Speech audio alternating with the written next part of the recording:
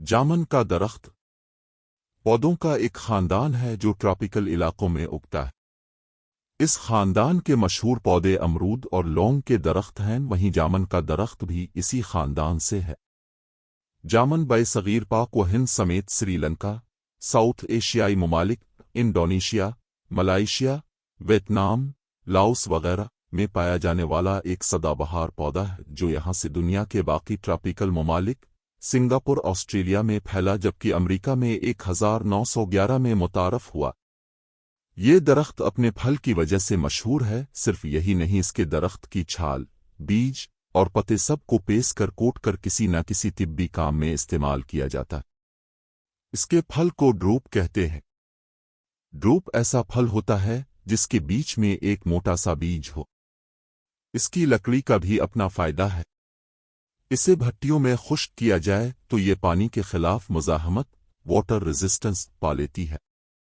इसलिए इसे रेलवे की पटरियों के नीचे लगने वाली मुतवाज़ी लकड़ियों के तौर पर, लकड़ी के मकानात में और बतौर फर्नीचर इस्तेमाल किया जाता है।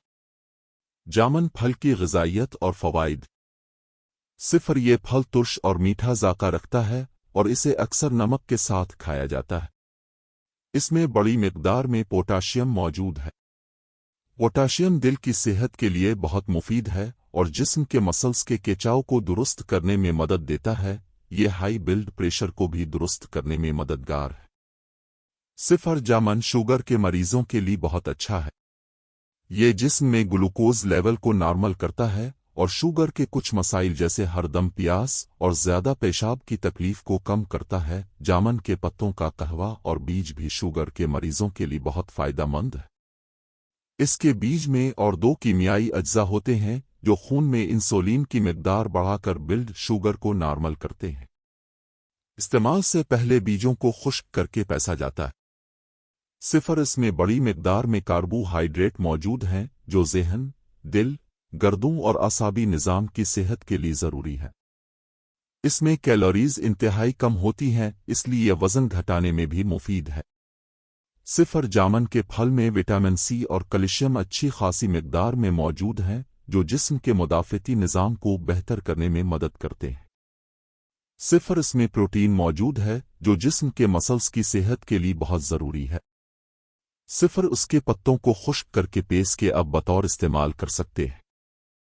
इसमें बहुत सारे एंटी बैक्टीरियल कीमियाई अज्जा और अस्ट्रिंजेंट होता है जो मसूड़ों के ज़ख्म ठीक करता और उनमें मौजूद बैक्टीरिया ख़त्म करता है।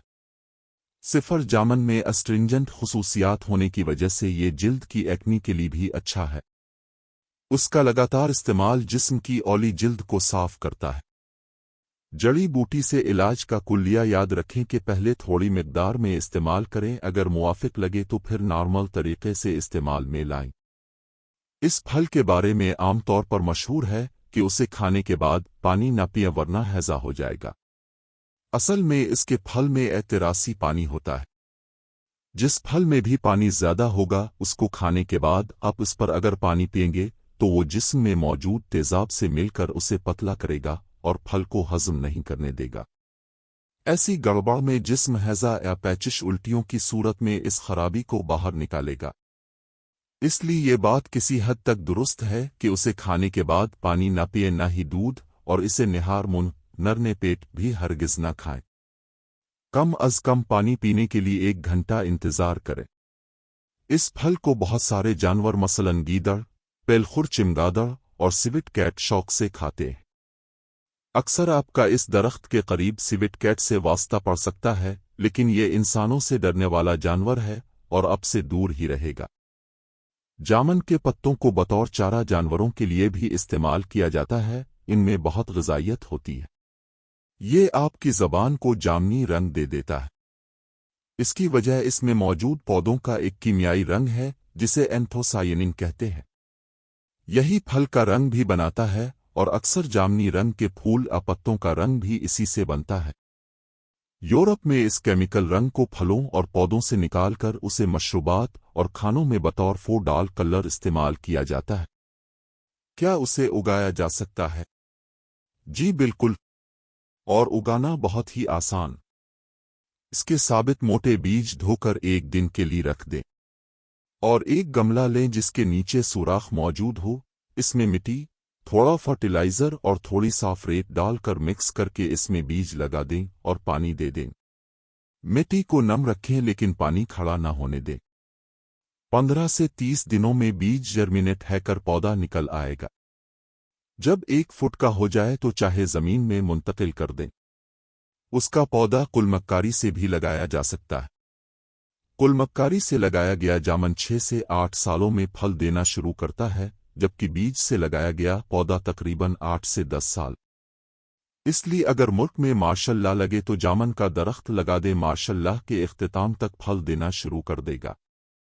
اس کا درخت ایک وقت میں 80 سے 100 کلو تک پھل دیتا ہے۔